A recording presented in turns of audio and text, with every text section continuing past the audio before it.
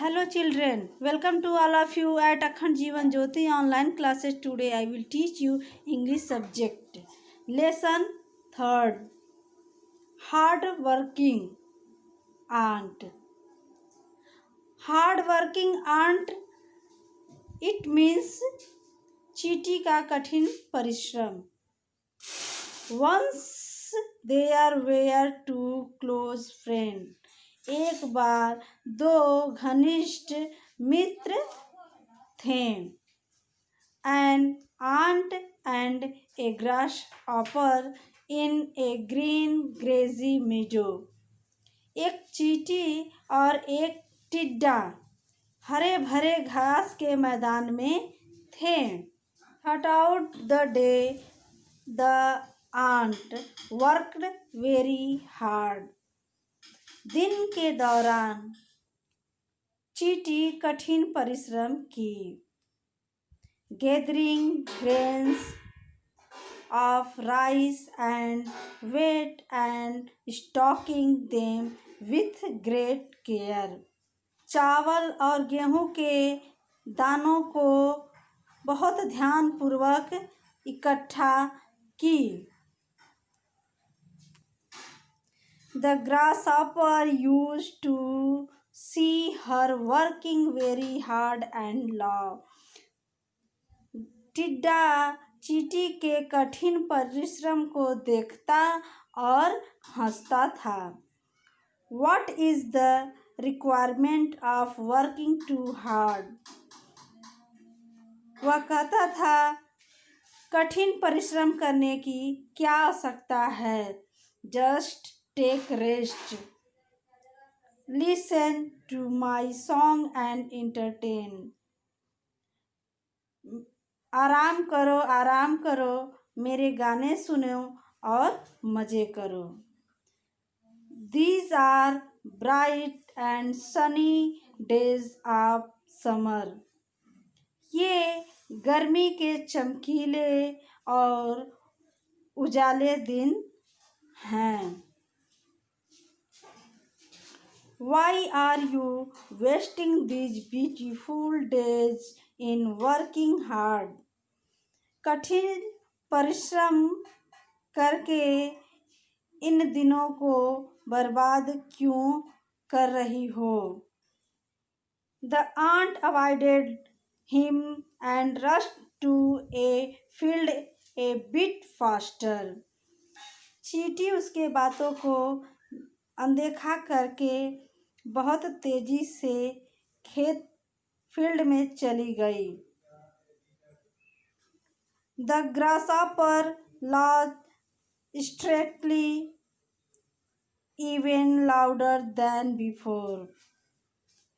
टिड्डा बहुत जोर से हंसने लगा और कहा कि What a duffer aunt! क्या चींटी एक मूर्ख है. Muttered the grasshopper. टिड्डे ने उसका मजाक उड़ाया. But the ant did not pay any attention to him. लेकिन चींटी ने उस पर कोई ध्यान नहीं दिया और अपने काम में वो लगी रही. Soon, जल्द ही the summer passed away. जल्दी ही गर्मी बीत गया. And the days of winter approached. और सर्दी का दिन आ गया. It became cold. वह ठंडा होने लगा. The grasshopper did not prefer singing anymore. टिड्डा अब कोई गाना नहीं गा रहा था. He get hungry and started shivering because of cold. वह भूखा था और कपकपी शुरू हो गई क्योंकि सर्दी आ गई थी. He had neither house to live and nor food to eat. न तो रहने के लिए घर था और न खाने के लिए भोजन था. The enter meadow where now change into snow. घास जो है बर्फ में अब बदल चुके थे। ओ माई गॉड, हे भगवान, व्हाट शैल आई डू, मैं क्या करूं। वेयर शैल आई गो, मैं कहाँ जाऊं। क्राइड द ग्रास ऑपर, टिड्डा चिल्लाया। Then he remembered the ant and decided to go to her. तब उसे चींटी की याद आई और उसके पास जाने के लिए वह निश्चय किया। He went to the aunt's house and knocked at the door. वह चींटी के घर गया और उसके दरवाजे को खटखटाया। डियर फ्रेंड, हेलो, मेरी प्रिय दोस्त, नमस्कार। I have come to sing for you, मैं तुम्हें गाना सुनाने आया हूँ। Why don't you invite me inside and offer me food and a place beside the fire. तुम मुझे अपने घर में आने के लिए और आग के बगल में बैठने के लिए क्यों नहीं बुलाती हो।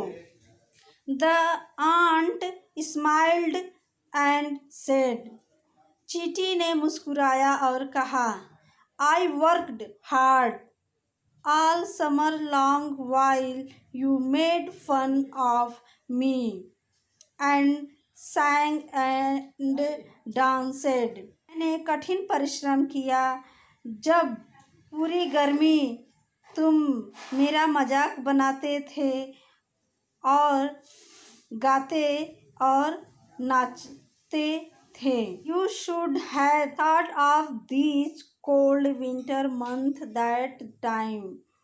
सर्दी के इन दिनों को तुम्हें उस समय याद करना चाहिए था। I have no place for you in my house and no food for you. मेरे घर में तुम्हें रहने के लिए कोई जगह नहीं है और ना ही तुम्हारे लिए कोई भोजन है। Saying this, the aunt closed the door, leaving the grasshopper outside in the cold. टिड्डे को सर्दी में बाहर छोड़कर यह कहते हुए चींटी ने दरवाजा बंद कर लिया। The grasshopper realized this mistake. टिड्डे ने अपनी गलती को महसूस किया। But nothing could be done now. लेकिन अब कुछ नहीं हो सकता था। So इसलिए he left crying. इसलिए वह फिर से चिल्लाना शुरू कर दिया।